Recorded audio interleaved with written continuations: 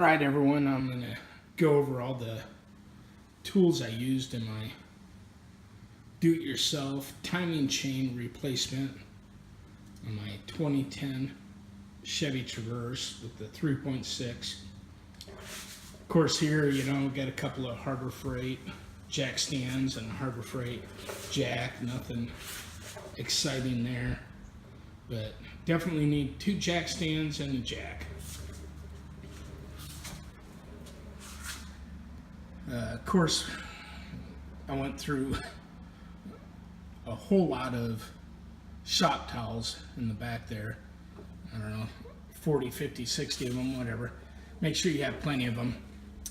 The ratcheting wrenches, the 10, the 13, the 15, that did about 90% of the work right there. And if you got those, that'll really help you out. Of course, I've got like everybody, I've got a whole set of wrenches, various sizes. All the tools I have here are just the ones I used for whatever reason, and some of them I might have only used them once, but I left them out just to say that, yeah, I had to use it. But again, most of them were right there, 10, 13, 15 with the ratchet. Can you do it with the regular wrenches? Yeah, absolutely. I wouldn't want to. It would be a nightmare doing them with regular wrenches. Right there's what you need. Get those. All right, moving over to the regular ratchets. Got my 1/4 inch, and these are the ones I use for the 1/4 inch. Of course, you can see, got a couple of different extensions, and I think I've got a 7, an 8, a 9, a 10, and a 13. So 7, 8, 9, 10, 13. Again, I used all of those at least once, but I think the 10 and 13, of course, the 10 and 13 were, 90% of the work right there. And same with the 3/8. Got a couple of 1, 2, 3 different size extensions, 3/8 inch ratchet. Got some regular and some extension sockets, all metric. And again, I don't remember which ones I used the most or not, but it doesn't matter. I think everybody's got this for the most part. And then finally a 1/2 inch back there. Got a couple of 1/2 inch extensions back there. A couple of kind of sort of deep sockets. I think they're just regular sockets, but they're they're fairly deep. But those are the only 3 I used on those. It looks like a 13, a 15, and a 19. Again, I don't remember exactly what I used them on, but I did use each one at least once, and needed it. Those those are all 12-point sockets. Apparently work just fine. Again, actually, I don't think I used the 1/2 inch all that much, but I included them here because obviously I used them once. Spark plug socket, I used a 5/8 inch. I think that's a 3/8 inch socket, so that worked fine on the spark plugs. Make sure to use an actual spark plug socket. It's got the rubber grommet in there. I think I had one, maybe this one over here, and I lost that socket down in there. I had to fish it out. That was a long story, but use a spark plug socket. A 5/8 actual spark plug socket will work. All right, what else we got? Oh yeah, this little Husky. I used this one a few times early on. Ended up not needing it later, but we'll talk about that more. This swivel socket, I think this probably, that's a Harbor Freight, Northern Tool got that at Northern Tool at some point. Definitely need that one. And then, of course, a couple of adapters, your 1/2 inch to 3/8 and 3/8 to 1/2 inch. Deep socket for the lug nuts, 22, no big deal. Let's see, let's move back up here. Well, a new harmonic balancer bolt. You got to get a new one. Let me get that part number for y'all. This is definitely the right one. That 11549124. That's definitely the right part number for that one. So, harmonic balancer bolt. Okay. These two threaded rods, I think they're 8 by 1.25 screws. I just cut the heads off. I think they were 8 by 1.25 by 100 millimeter screws I got at Home Depot, and I cut about 30 millimeters of the head off. You'll use those for the putting the engine cover back on. We'll talk a little bit more about that later.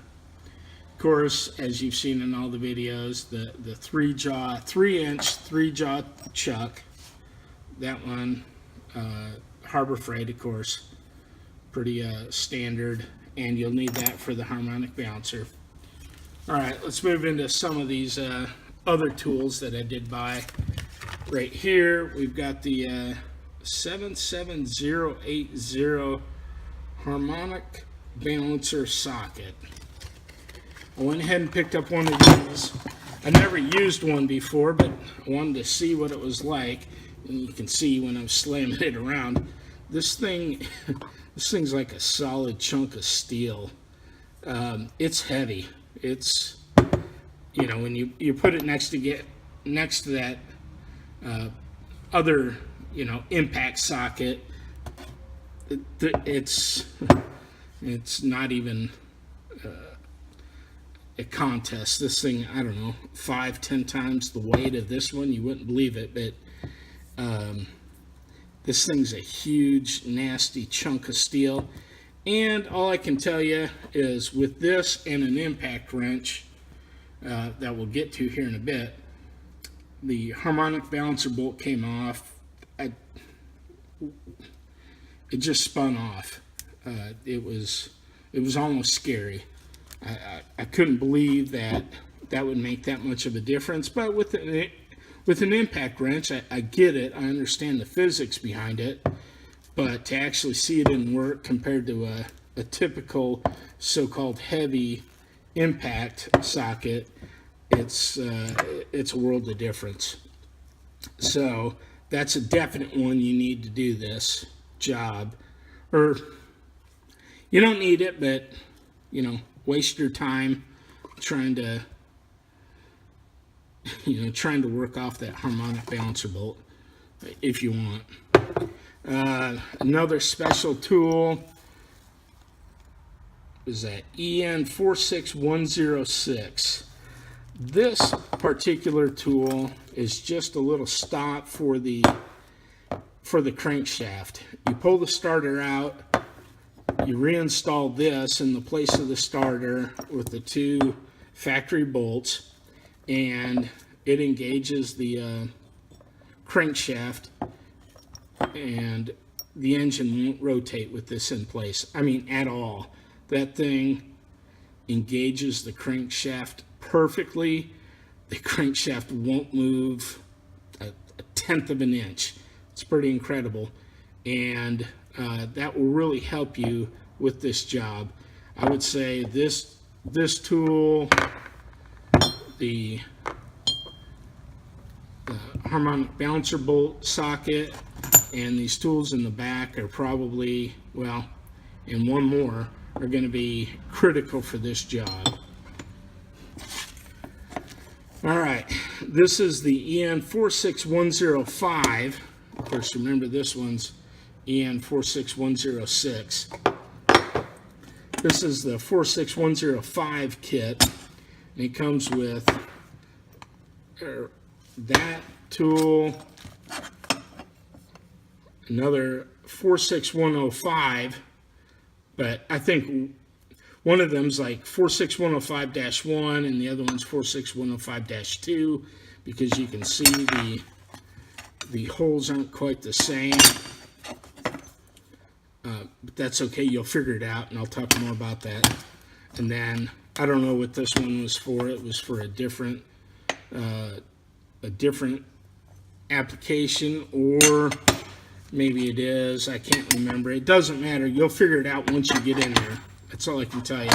Do a search for that number though, and you'll find this. I think this was about 40 bucks. The socket, I think 30 or 40 bucks on Amazon. I forget where I found this, but I think it was 40 or 50 bucks. So, you know, you're getting up there in price, but again, if you're trying to do this by yourself, you know, you're saving literally thousands of dollars. So, you know, take it for what it's worth. We walked by this before, this little tool. Let's see if I can zoom out here. Okay, so we got kind of a plier type of tool here. This tool, and I don't think a lot of people know about it. I damn sure didn't until about 15 or 20 years ago. This tool is for the GM hose clamps. You know, those weird ones that everybody always gets after with channel locks or vice grips or whatever. This is the tool, and you can get them anywhere. I think even AutoZone has them now, right on the shelf. And they just grab that.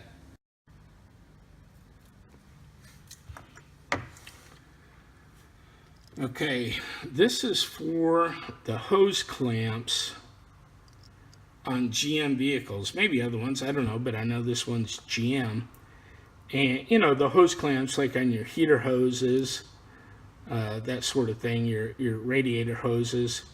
And it's got a long, you know, wire. Let's see, try to get this.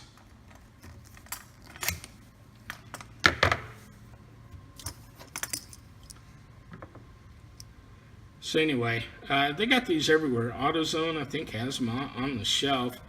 I think I got this one at Sears, I don't know, 15 or 20 years ago. But this one's just an absolute necessity. They're, I don't know, 20, 30 bucks or something. And they'll grab those hoses. Everybody always does it with vice grips or pliers or channel locks or whatever. And I mean, you'll fight your ass off trying to get them. You get this tool, and those seem like the best clamps ever, because they are. They're really good clamps if you have this tool. They go on and off super easy. Much easier, and they're much better than, you know, the typical worm gear clamps that you can pick up. So be on the lookout for one of those. I would say that one of these are necessary as well. They're pretty much necessary if you ever work on a GM product. And you know, you can see it locks in, and then once you get it locked in, that clamp's locked down, and you can move it off the hose really easily. So those are great. Okay, well, that's the variable valve timing solenoid, or the oil control valve, or whatever they're wanting to call it. There's 4 of them, and you'll get in there and you'll see those. I replaced all 4, AutoZone, 50 bucks each, 200 bucks, along with the Cloyes timing chain. It's another 400 or 300 bucks, whatever it is. And the tools, you know, we're already talking 600-700 bucks. But again, you know, versus a $3,000 job, we're still way ahead of the game. And probably the one other absolute must-have tool is the Milwaukee 3/8 inch M12 little ratchet here. And There's bigger ones out there. There's more powerful ones. There's 1/2 inch. There's 1/4 inch.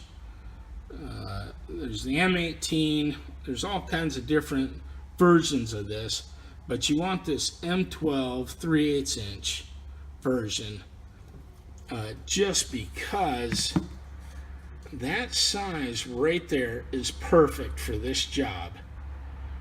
Everything else is going to be too big, and you need this one. I think I got it on Amazon for like 139 bucks. Came with the ratchet, the charger, the battery, and a little cheap bag. 139 bucks. I didn't want to buy into the Milwaukee. I've got literally hundreds of Ryobi tools and batteries and chargers and everything else. Although Milwaukee's made by the same company, I didn't have any of these, and the little M12 system, probably good for some stuff, but didn't want to buy into it. But I can tell you that right there is the absolute best buy of this whole thing. It will make this project possible for you. So if you don't want to buy that, you don't want to buy some of these extra tools, good luck, have fun, spend a week doing this, but this particular tool, among the others I talked about, will really make this project something that you can actually deal with. A couple more. Got a, 20 bucks at AutoZone. That's of course it's all folded up, but that's a serpentine belt tool, so you can get the serpentine belt off the tensioner. Yeah, you can do it with a 1/2 inch ratchet, but as we know on this truck, clearance is limited. My couple of 1/2 inch ratchets were, they were just tough. It was, you had to fight them. And then I was like, piss on it. Let me go get an actual 1/2 inch tensioner tool. 2 seconds, you're done. 1/2 inch ratchet. This is, I think, the Ryobi P261. Yeah, P261. Nothing special there. I got it to take off lug nuts back in the day. And I did the front struts on the Traverse at one point. So I got that. I've got plenty of batteries. I got that. It worked great for that. And got the strut nuts off. Of course, it gets the lug nuts off, no problem. And then for the harmonic balancer, like I talked about before, I got the harmonic balancer bolt. I put it on there, put it in reverse, I think probably on speed 3, which is actually the most powerful, and the harmonic balancer bolt zipped off. It didn't even wait. It chugged once or twice and then spun it off. It was pretty incredible, actually. So I don't know, because I didn't try a regular socket, but I'm going to credit most of that with this hunk of steel. It really worked. All right, a couple more things. Typical 3/8 inch torque. 3/8 inch torque wrench. I think I've had this thing, 30 years or something, 20 years. Needed that. For the most part, you can get everything you need with that one. For some of the finer ones, I got the 1/4 inch at Home Depot. I think that was like 90 bucks. The inch pounds, or probably pound inches if that's, the correct way, but inch pounds. And that got into pretty much everything. The camshaft covers and the engine cover, all the critical ones I could get to with that one. All right, little packing blanket from Harbor Freight, $4, $5, whatever it was, to put over the front of the front of the truck, you know, so I could lean over. I'll put that in the post as well. You know, you're leaning over so much, and I ended up taking the wheels and tires off, and lowered the front end of the vehicle essentially down to the ground. It's about an inch off the ground, and then put that cover on, and it actually became quite comfortable and easy to get to. And then, of course, the usual assortment of hand tools. Got some screwdrivers. Got the usual assortment of hand tools. I've got a couple of different scrapers there. If I was to do it again, I'd go ahead and grab the plastic blades from AutoZone or O'Reilly or whatever. That they're essentially straight razor blades that have fit those scrapers, those two scrapers there. But they're plastic, and they won't mar up the aluminum. I don't think I really tore anything up. I was careful, but the plastic ones would have been nice. Just scrape away and not worry about it. A couple of picks, of course, to get away, especially on the engine cover, the front cover, getting all that old RTV out of there. And the usual screwdrivers. I've got a flathead Phillips and a small flathead.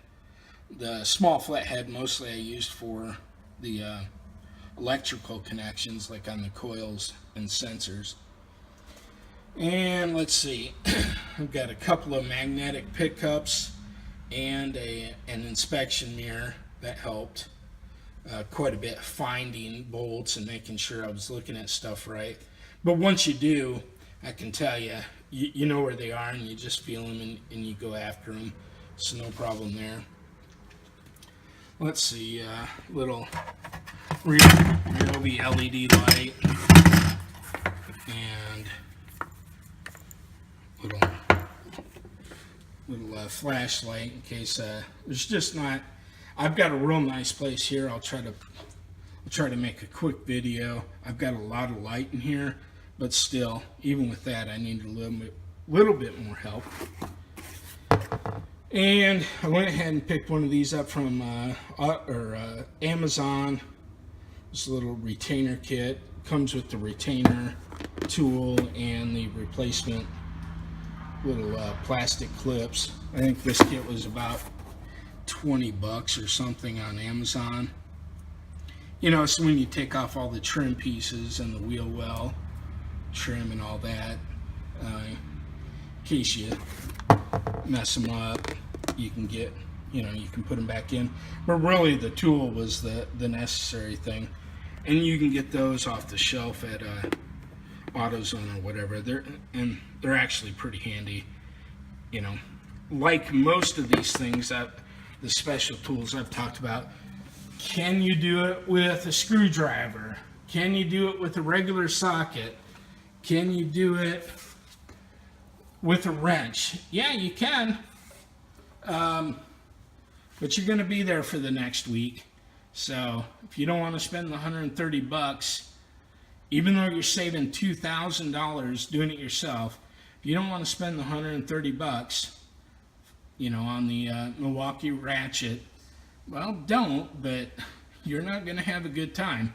I've already done this once. I can tell you, it's not going to be a good time. So anyway, there's all the tools I used. I mean, this is everything. I don't think I used anything more. It's really not a horrible job, other than not knowing what to do, and you kind of have to mess around and feel it all out. But once you get going, it's not too bad.